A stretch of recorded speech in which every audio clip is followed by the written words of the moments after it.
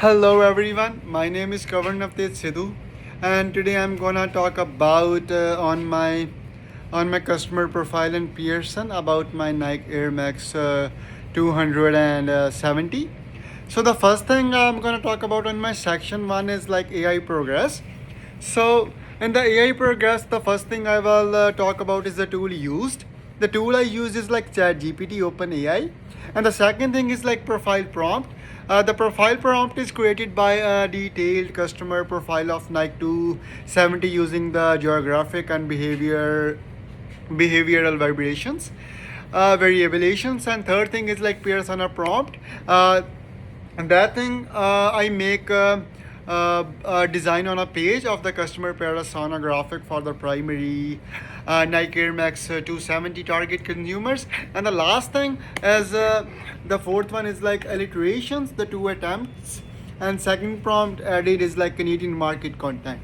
So in the section 2, I will talk about the critique of the AI outputs, what AI did well and where AI did the mistakes, like errors and omissions. The first thing was like correctly identified the young male urban customers as the core buying segments. The second thing AI did well was and covered all the four segments categories like demographic and geographic and much more like behavior variations. The third thing was correctly named Toronto as the key Canadian market for the Nike and much more. The errors and omissions made by the ChatGPT was income was too low at 28,000 CAD. Because the real buyers earn like 45,000 to 85,000 CAD according to like the Canadian Statistics 2023. The second thing was the exclude female consumers entirely because they didn't even mention about the female consumers of the Nike. So because on the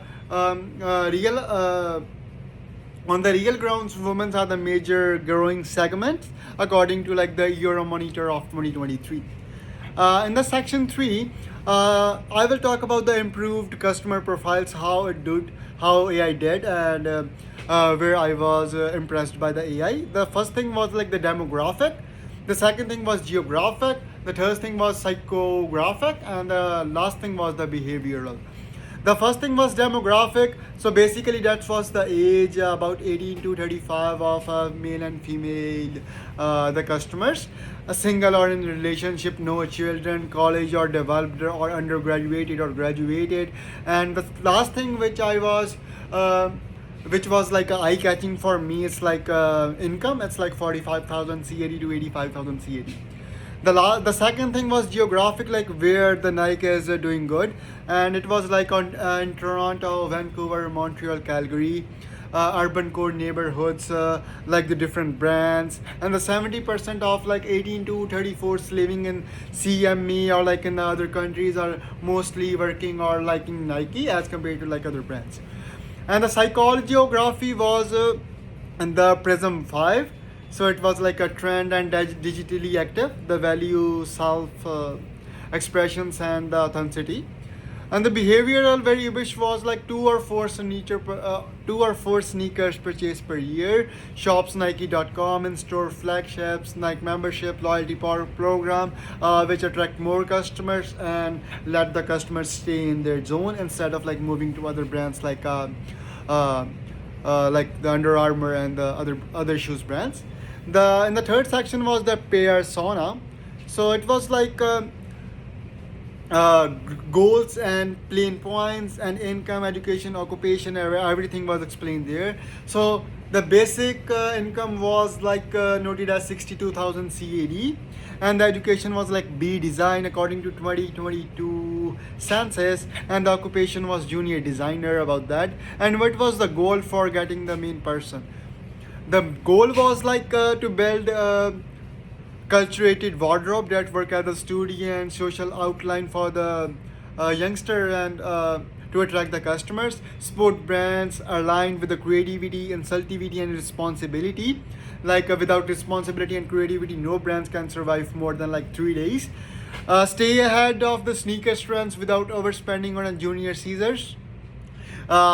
because if we are not changing the style, not changing the articles, not changing the sneakers, so no one is gonna buy that. The plain points were like popular Nike colorways to make it more attractive, like Panda and like Air Jordan, the contrast of like red and black. So that's one of the most my favorite too. So the budget limit prevents multiple full price purchase in a one session, like no more discounts, or like make discounts only once a while, like on the big sales days. And the last thing was like professional practice revolutions. It's like, would you submit the AI version, employer expectations and conclusions of the undetected AI errors? Has this changed how we will use the AI? But according to me, according to my research or my AI, the stuff they gave to me, it was like very good. Because according to me, I will submit the AI version because it's very good. So we are not having to going to different libraries, collecting more different stuff, different paperworks. We can just get all of the stuff in one click. And the other thing is like. How change and how you will use AI. So how I will use AI is to like identify more colors, more drafts, and etc. etc. etc. So according to me, AI is good, better, and as comparatively like working from one place to another, hurrying, running here to there to just get the different. Different things about the AI or about the stuff which we are looking for.